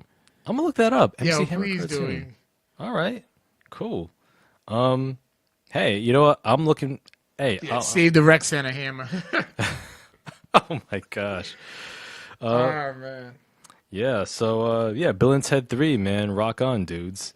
Also, a real quick headline here: Netflix was originally going to show The Punisher preview, the premiere, but due to the Las Vegas mass shooting last Sunday, Netflix wisely canceled that preview. As much as I was looking forward to The Punisher, I understand. Yeah, it was the right call for sensitivity reasons. But speculation says that the Punisher will still have its premiere next month. So I'm still looking forward to it. I mean, John Bernthal is a scary ass Frank Castle. He's nailed it. He nailed it. Yeah. Just the only problem is that he's short. Yeah, he's short, but it doesn't really matter when you're pretty much armed to the gills. Yeah. Anyways, go ahead. Go ahead, next one. Another headline here by Scott Snyder. a well-noted DC writer. Scott Snyder teases his next Batman project called Batman Last Night with a K. Snyder is teaming with artist Sean Gordon Murphy on what will potentially be Snyder's last Batman story. Last Night will take place in a dystopian future version of Gotham City, where a strangely youthful Batman awakens after a long sleep to find Gotham City in ruins and a talking Joker head attached to his belt. And Snyder compared the Last Night to the classic manga series Lone Wolf and Cub. No release date has been announced. A talking Joker head. That's gonna be too strange for me. Maybe I'll watch it. Wait, was it gonna be a comic? Is it a comic? Yes, it's a comic. Yeah, I'll leave that to you. You know what? It kind of that premise kind of reminds me a little bit of Batman Arkham Knight. I don't know if you've played the game. I played a little bit of it because my client plays it, and he needed me to like do something in the game for him. I'm like, I never played this game, man. He don't listen. So I was like, all right, shut up, and just I talk to my clients so bad. Some of them. Yeah, I'm sure one of my bosses just heard that. Yeah, I'm sure he did. But yeah, it kind of reminds me a little of Arkham Knight, where in that game he hallucinates the Joker everywhere he goes. Like the Joker's in his head, and he's like talking smack about Batman. And this Joker head thing kind of reminds me of that. If they're gonna have that same dynamic. Yeah. Kyle just asked, have any of us seen Inhumans? I saw it on IMAX. It has potential. I haven't watched it on a Friday night yet because it's a Friday night. I try to like get out the house. Mm-hmm. Hey, what are you looking at me for? I get out the house. Now you do. I've always gotten out of the house. Rarely. But anyways, I need to see more of the show. Like the first few episodes that I watched on IMAX, they were okay. But I mean, it could possibly grow on me just like Agents of S.H.I.E.L.D. did. So I'm gonna give it a little more time. All right. I mean, because I know that Inhumans has been kind of raked through the coals. But then I hear some people that I've heard a lot of bad reviews. But then I heard some good reviews. A lot of people did say that it had potential. Yeah, it might. Well, then again, like I haven't watched Agents of S.H.I.E.L.D., so Agents of S.H.I.E.L.D. is fun. Like it grows on you after a while, but it's still a pretty fun show. All right. Damn. Like I'm looking at the Rotten Tomatoes score of Inhumans, and so far it's received an 8%. 8% on Rotten Tomatoes. Okay, so it grew since it went on. Okay, well, it grew since it came out on IMAX. Well, little growth is better than no growth, I suppose. Exactly. All right. Let's move on. Yeah, so moving on here, and this one, the widely popular series that will never die, The Walking Dead is going to be crossing over with Fear the Walking Dead.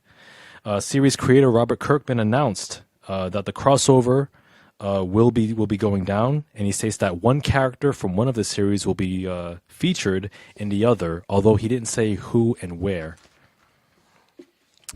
I'm not surprised.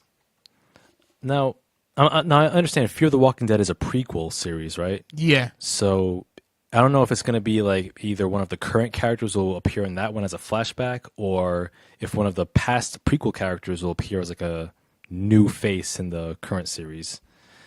Let's see. I haven't watched Fear the Walking Dead. I wasn't fond of like the first few episodes, so I never really got a chance to like really start to really watch it. People do watch it. Yeah, it does have its fans. It hasn't caught my interest because, like I said, it's a prequel, so it's not really moving the story forward. It's not showing us what we haven't seen. Like, yeah, the world went to crap. And zombies are everywhere. You don't really need a prequel sequel to elaborate on that. But with The Walking Dead, season 8 premieres Sunday, October 22nd, and it will be the series' 100th episode. Damn. 100 episodes, man. Now, question about The Walking Dead. Who do you prefer as the villain, buy or sell? The governor or Negan? I like them both. I really do. There's something I like about both of them. Like the governor was like very sadistic, and just kind of mentally tapped. Yeah. Whereas like Negan, he knows what he's doing, but it's like his character, that little smart ass, evil persona. But yeah, he still thinks like no matter what, you will always think you're a good guy, whether you're a bad guy or not. So it's like he still, but he still really believes that he's the good guy, and he's like on that power trip. So it's, I'm known to be on the fence with both. Well, if you really had to choose one, if I held Lucille to your head and you said you had to pick one, who would you go with? I probably would go with the governor. Governor? Okay. Yeah. I'll also go with the governor as well, because I think he's just way more interesting, and plus he's kind of sympathetic because he has his daughter. Yeah, his daughter and stuff. But yeah, we really don't have much of a backstory about Negan. Yeah, but being the type of character he is, I mean, there's really, even with a backstory, I don't think there's anything to him. Like he's just a violent asshole. That's it. And but there's got to be a reason that drove him to that point. Yeah, but I have some curiosity. I know you're not a fan of backstories and prequels, but no, backstories are fine. Like within the story, but prequels, yeah. I am curious. I am curious about a Negan backstory. I think if I had a Negan backstory, I can probably appreciate Negan more. All right, that's fair. I mean, he was pretty impactful from when he killed Glenn and stuff, and yeah. And plus, I like Negan's mannerisms.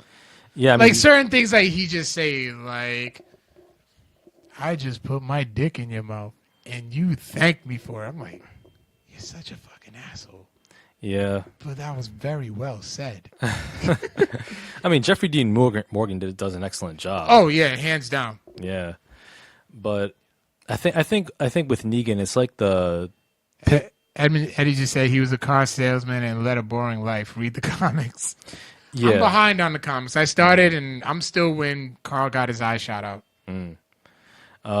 Like with Negan, I think for him, it's like the Piscatella problem. Piscatella from Orange Is the New Black, where he's so sadistic that even with the backstory revealed as to show what Piscatella was like, you still didn't feel sorry for him when he died. So really, I think the same. Piscatella is still. No, you remember the season finale of Orange Is the New Black season? He did die. Yeah, you're right. Like even then, I was like, "Good, fuck that guy." Same thing is gonna happen with Negan. Like if he ever meets the same fate, because as excellent as Jeffrey Dean Morgan is in the role, as a character, there's nothing to Negan. He's completely one-dimensional. There's probably more to it that we don't see in the show. That's in the comics. Mm-hmm. Remember, they can just do what the hell they want in the comics. Yeah. TV, you have some restrictions. Yeah. So I mean, I think if I had more of that, like the governor was actually worse in the comics. Oh, really? Yeah. Man. That like there's something like he raped Michonne. Oh shit! Brutally. Damn, governor didn't do that in the TV series. He can't do that in the TV series. I mean, you could. I mean, Game of Thrones does, but not on AMC. Okay, HBO is one thing. Yeah. AMC is another. That's true. Yeah, people will get their all in an uproar. But so it's like. Yeah. If I knew more about Negan in the comics, then I can probably establish a much better opinion. Mm-hmm. Okay. So I eventually watch him. Okay, I got you. Read him, I mean. Yeah. So yeah, with episode 100 coming out, I will have to sit down and watch the season finale from season 7. It is on Netflix. Is it? Yeah. So they I'm already caught up. Yeah, so just to get up to speed, but season 7 kind of left me a little cold. He was an asshole in the comics. Yeah.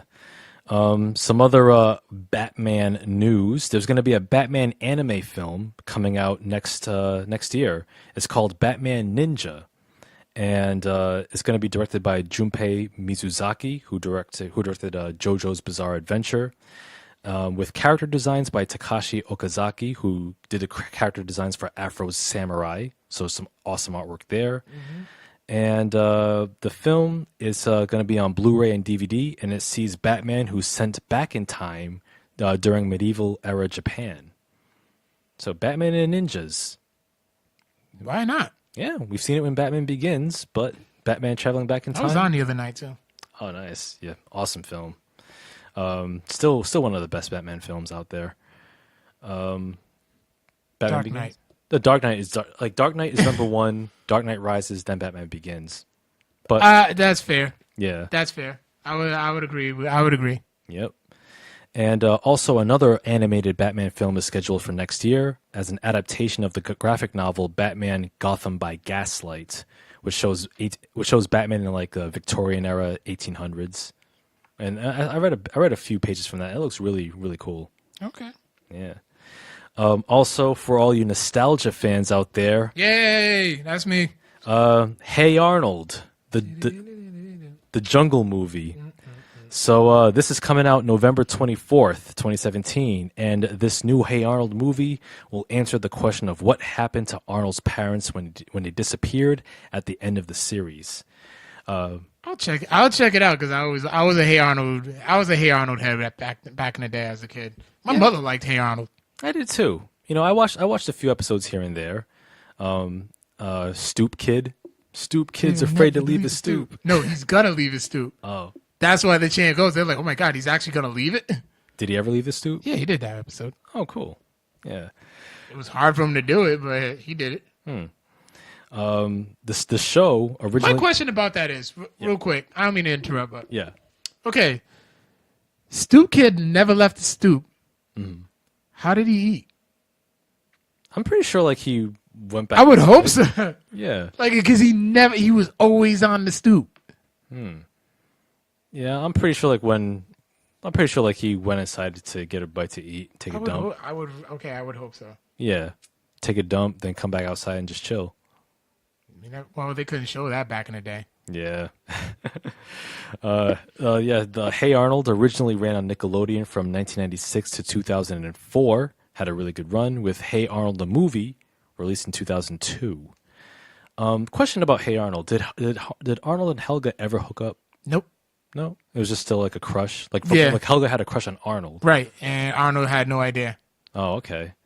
Yeah. to my knowledge. Yeah. I'm trying to picture like if Arnold is an inspiration for the creation of Stewie from Family Guy because of the football head thing. Possibly. Maybe it was a coincidence. I don't know. Yeah, it's something to think about. I'd be intrigued to see a live action Hey Arnold movie No. with not even CG. Just have somebody with like an actual prop football head. No, don't do that. Don't do that. Why you don't? Oh, I'm giving Hollywood some terrible ideas. Awful ideas. Yes. Oh man, I would like to see that actually. Of course you would. I mean, directed by M. Night Shyamalan. Well, actually, no. M. Night Shyamalan. He's been on an upswing with The Visit and Split. All right, he's not doing whack movies. He's moving away from that. So like, I'll give him that. But yeah, for you nostalgia fans out there it is. More Hey Arnold content for y'all. And another headline here from Comic-Con: The Weeknd.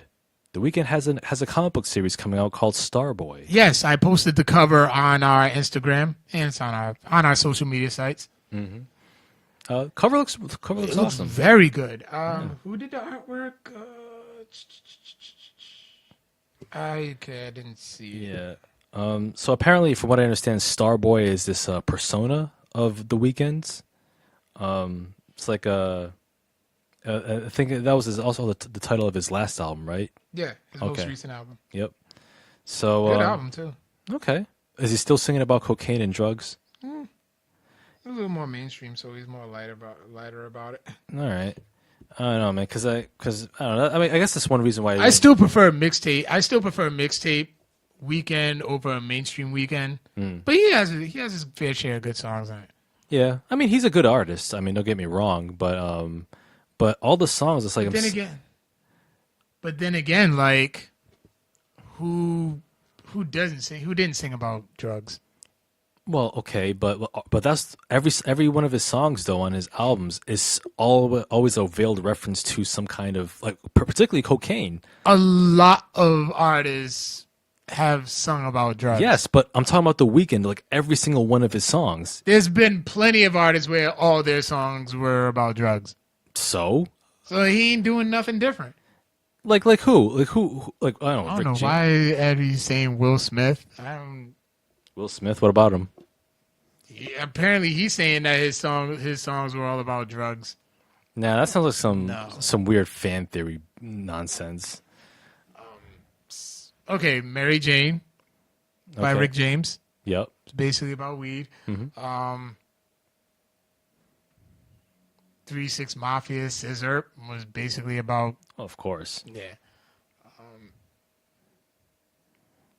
Yeah. There was a lot. Yeah, there was a lot of artists. Jay-Z sold drugs and all this. Yep. Young Thug song. Oh, God. All right, so Wild Man Congo's on. He had to say, "Go Pack, go." Yeah. Hey, y'all beat us. Okay. Oh, is Micah? The Packers beat the Cowboys this Sunday. So, and he's a Packers fan. So okay, I see. Congratulations. Yeah. But anyway, back to it. Yeah, listen. Young Thug is basically Young Thug, Chief Keef. All those mumble rappers are basically singing about being on drugs. All right. Okay. Now that you mentioned, I think they are on drugs when they sing this. That's probably without question. But I will say this: a word about mumble rappers. Mumble rappers are not real rappers. All right. When you rap, you're supposed to enunciate and articulate your words. You're supposed to have actual lyrics. Okay? So mumble rapper makes no sense. You're just making noises over a beat. Mumble rappers are not real rappers. All right? I can't believe mumble rap is a genre. What do you think about this, Carl? Kyle says me and Vic agree on something. Yes. So he said me and Vic agree on something? Yeah. Wow. We have broken new ground tonight. But yeah, man, this whole mumble rap thing, I don't understand it. Yeah, I'm not a fan of it either. But like you're literally just being mush-mouthed on the mic. You're not saying any words. When you're rapping, we take for granted that you're supposed to be good at rapping. You're supposed to enunciate your words. You're supposed to have something of substance to say on the microphone. This whole mumble rap thing, you might say, "Oh, Victor, you're just an old head. You're just an old man." Nah, son, no. Yeah, you're preaching to the choir right now. Yes, I know. I can't wait for you to finally read it. Victor does read like all the. He goes back and reads the comments after the show. I do. Yeah, so I just wanted to get my that off my chest right there. Why didn't you say that last week when Spock was on the show talking about it? Well, we didn't. Well, I brought it up. I know, but like we had a bunch of like awesome topics that we were talking about at the time. I didn't want to drag it down by talking about whack ass mumble rappers. So there it is. I don't mess with the mumble rappers either. You know, they're more for like the 19, 20-year-olds. Well, you 19, 20-year-olds out there, y'all doing yourself a real disservice. I don't know. And it ain't just old man Vic talking, man. Just think about it. But yeah, Starboy. Hey, I'll check it out, see what it's about. Sounds like a little science fiction theme going on there. That's pretty much it on the docket. Pretty much it. Oh, one more thing about Comic-Con. You said that there's a new Star Wars trailer. Yes, the Star Wars trailer dropped yesterday. I don't want to spoil it for you because you refuse to watch it. Yeah. Why is that? Well, I refuse to watch it because, first, I think trailers give away a lot. Some do, some don't. And from what I understand, even Rian Johnson, the director of Episode 8, The Last Jedi, even came out on Twitter and said that he recommends that fans wait until the movie comes out because he did express concerns that the trailer did give away too much. Well, as I watched the trailer, I didn't think too much into it. So I was like, so I wasn't really thinking too much into it. I was just watching and be like, wow, this is a really good trailer. Like, I'm really enjoying this. I had a little, is it sacrilegious to say I'm not a Star Wars fan? That's from Kyle. No, No, it's not. no. It's not because I'm not really a Star Wars fan. But with this trailer, I'm actually looking forward to it. I'm not actually just saying, I'm not gonna just watch it for the sake of the show like I did for the last movie. But I can honestly say I am looking forward to this. That's what's up. I am looking forward to it. I don't know, because seeing I'm not really a fan. I can't really say I am. Not to mention I don't really want to spoil anything. Yeah. I really do think I don't see no problem with it. I say just watch it anyways. All right, I'll I kind of predicted that this one's gonna be just like The Empire Strikes Back. I don't think it's going to be a carbon copy of the Empire. Because I honestly think The Force Awakens is a carbon copy of A New Hope. Plot wise, yeah, it is. So I can pretty much see this repeating history, but it still does look good. I think you can say, okay, there's gonna be some new characters introduced. Okay. And you can kind of see that John Boyega's character Finn is actually Finn, right? Yeah. Yeah, his character kind of steps up a lot. A lot of the characters actually steps up a lot. All the new characters. Yeah. And watch it. All right. I'll peep the full video later times. All right, Kyle, take care, brother. All right, man. So yeah, check it out, anyways. All right. We'll see. We'll see. And not to mention, there's probably still gonna be. There's been times where I've watched them, like for instance, the movie Neighbors. Yeah. Where the airbag scene. Mm-hmm. They showed it in the trailer. Yep. Thought it was hilarious. I watched it in the movie. Still hilarious. It is. Actually, even more hilarious. Like we laughed so hard. That was a hilarious scene. Oh yeah. Even in part 2. Mm-hmm. Yeah. So I mean, I think you can still see the trailer. Just like I said earlier, Eddie said after seeing the trailer, I got the same feeling that it's the Empire Strikes Back's rehash. I have a feeling it's gonna be, but I think it's still gonna have its different twists and turns with these new generation of characters. Yeah. Yeah. Well, we shall see. We shall see. December 15th, I will be there. Is the countdown starting? Nah. No, the countdown is not starting. I'm just waiting until December 15th. I'll be there. I'll have my ticket ready, You're going to take a nice little picture in front of all your Star Wars merchandise like you did for the last one? Nah. I'll just quietly show up to the theater. Yeah. Sure. All right. Yep. So yeah, that's all the New York Comic Con highlights this weekend. Send us your thoughts. So what is your favorite Comic Con highlight from New York? Email the show at codexprimepodcast@gmail.com. Sorry. Yeah. And even if you was there, like, for instance, our emailer right here, friend of the show from the Party Nerds, Ed. Yeah. Ed was there, so he says, attended 4 days of Comic Con. Over 200K people seen throughout those days. Controlled chaos each time, but an excellent feeling. Show floor and artist alley were cramped but smooth to get around. If one of your goals is panels, then oh boy, it was hard to get into one you actually liked. Lines lasted forever, and even if you were in line, it did not guarantee you entry. Happened for me with the Mortal Kombat panel. Only the first 400 admitted. Wow. Overall, outside of that experience, Comic-Con is a bucket list goal for all nerdy fans. The amount of experience you can have outweighs any hurdles you may have to encounter. Okay, nice. Thank you for that email. Yeah, nice report there. It's talking about we'll be there next year. Yeah, for sure. I'm actually, our goal next year is hitting all the regional Comic Cons. Yep. Boston, New York, and definitely Rhode Island, which we will be there. Oh, yes. In attendance this year. Yep. And same thing that we did last year, highlighting our favorite cosplayers, checking out some panels. We just getting into it. Oh yeah, absolutely. And it's gonna be even more people this year. The attendance just increases every year. Yeah, the show. Yeah, the show just gets better and better and better. Shout out to Mr. Michael Gianfrancesco, friend of the show, who is on the committee. Yep. For Rhode Island Comic Con. He's been there for the past few years, I think since the beginning. Oh wow. Okay. So moving on to question of the week. Yep. Okay. Here we got one just in time, and a new answer just in time.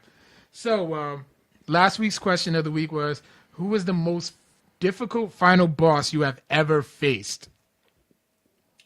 Okay, friend of the show, Bunny Mike Game, you said, right about now with Destiny 2, the Leviathan raid. And our resident supervillain, John Aponic, said, Sephiroth from Final Fantasy VII because I was vastly under the level requirement. All right. And then on our Facebook, Nick Quattrini says, Resident Evil 6 had a pretty hard boss. I was sort of upgraded, but I think you had to keep replaying to fully upgrade before the end, and this boss was very fast and took lots of damage. Deus Ex, he wasn't really a final boss, but he was a boss, and there were so many things you had to do to beat him. I died 12 times before learning I needed EMP grenades. Then if you throw them wrong, you messed up and you can't stun or weaken the soldier. Everything kind of had to be right timing. I think it took about an hour or two just for him. Wow. So this week's question of the week, I have them all organized on my phone. All right, let's hear this new question of the week. Dealio is. What did you just say? What? Dealio. What was your favorite death scene in a movie? Favorite death scene? Man, I gotta really think about this one. You have a lot. What's that supposed to mean? But you already know what I'm gonna say. Favorite death scene. Well, I'm gonna have to really sit and think about this for a few minutes. So that means I have to go first. Yeah. All right, I would say Cleo from Set It Off. That was Queen Latifah's Queen character. Latifah's character. Yeah, she went out like a G. She did. She really did. Soft R&B background. Okay, Eddie says Logan was Logan. That was emotional. Yes, it was. But she just she knew she was going. Mm-hmm. So all right, she lights up the cigarette, drives off. They're shooting at her. She's taking all the shots. She gets up, still had a few rounds in her, and just starts shooting, taking shots all the way. Cigarette still in mouth. And while Jada Pickett's character was on the bus, just watching the whole thing as she got away from it all. Oh, that's right. Yeah, she was leaving with Blair Underwood. Yeah, right. Yeah. Wow. Okay. I will say that. Yeah, I agree. Logan was very emotional. In fact, I remember watching Logan in the theater, and there was some dude sitting behind me, and he was sniffling. He was like, "You sure it wasn't you?" It was not me. It was not me. I had a lump in my throat, but I was not sniffling. I was I felt it, but I didn't cry. Okay, another one, Ricky from Boys in the Hood. Ah, yeah, that was hard. It was hard to take, but I was like, and in Scarface too, he was still talking shit while taking all those shots. Oh yeah, because he was hopped up on so much coke. Yeah, he's like, "Come on, take that." I'm still standing until that final shot. Bam. Mm-hmm. I'm like, yeah, that did. Yeah. He went out like a G. He really did. He took a lot of people with him. man, I can't really think of a favorite death in a film. But okay, if I had to really think of one, all right, this is going back to the first Blade Runner film. Okay. With Rutger Hauer's character Roy Batty, who's like the main antagonist, and his death was memorable because of that "Tears in the Rain" monologue he said to Harrison Ford, when he could have let Harrison Ford fall to his death, but he saved him anyway. And then just before Roy Batty dies, he just says, "I've seen things you people wouldn't believe. All these moments lost forever in time, like tears in rain. Time to die." And then his body just shuts down, and he was holding this white dove, and this white dove just flies out of his hand. And that's when Harrison Ford just looks at him. It's like, man, wow, I understand you, man. You tried to kill me, but I understand you. That was kind of deep. Okay. Another good one was Leon from Leon the Professional. Oh, yes. When Leon dies at the end, like, this is for Matilda, and then boom. Oh, yeah. Yep. That was going out with a bang, literally. Yeah. Also another good death, Kane. No, was it Kane? Yeah, Kane from Menace to Society. Yeah, that ending though was so depressing. Like he was this close to getting a happy ending to leaving the hood. Yep. Nah, just took him under. O-Dog should have died, but man, he got caught up in the game. Of course, Mufasa. That's what I wouldn't say that was my favorite. That one hurt. That movie, that just hurt my feelings. When I watched it, I actually laughed. Because you're a sick fuck. I'm not a sick fuck. I mean, listen, like. Why would you laugh? Watching somebody going through trauma. Well, no. Here's the thing. It's because I was watching it with a couple of the friends of mine, this when I was a kid. And there was this. Okay, you were a sick fuck as a kid. No, and there was this girl, this little girl who was crying. She was like literally tears were coming out of her eyes when Mufasa died, and I was just hollering, I was just dying laughing because she was crying at Mufasa dying. I don't know why that was funny to me at the time. Because you're a sick fuck. I'm not a sick fuck. Listen, when you're a kid, kids are. And you're a sick fuck too. He said you laughed. I mean, listen, look. When you're a kid, kids are assholes. All right. When I was a kid, I was rude as shit, and I was rude as shit back in those days. All right, I believe it. Yeah. So back then, I was like, and now look at you crying over Creed. Listen, how can you not cry over Creed? I watched that movie just fine. Listen, no tears, just chilling, enjoying the movie. When Sylvester Stallone, when he was diagnosed with non-Hodgkin's lymphoma, and then he had that heart to heart with young Creed, Adonis Creed. Adonis, yeah. Yeah, and then Rocky Balboa, he was bearing his heart and soul, showing his vulnerability. It was like, man, we knew Rocky Balboa, he was the man back in the day, but now he's this old man, okay, who's on his last legs, and he's talking about all the stuff that he lost. You lying asshole. Okay, now you're being dramatic. Sorry. It's just okay. All right. Anyways, just leave your comments. That meme will be on our social medias within a day or two. And you got yourself together? Okay, I'm good. I'm good.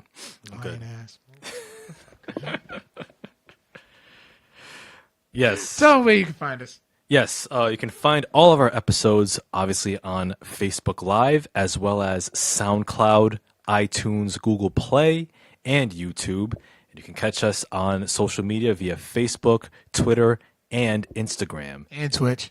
And Twitch, yes. That we do not use at all. That we need to start using. Yeah, we got to start using it, But yeah. Also, of course, there's also email, codexprimepodcast@gmail.com.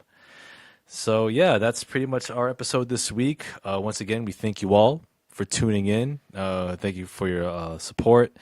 And tune in next week. We will be on episode 94. I thought this... Damn. Yeah. We're really pushing 100. We're trying to work up something special for 100, guys. Yes. Yeah, we have some ideas brewing for episode 100. We all will be revealed in due time. The road to episode 100 continues.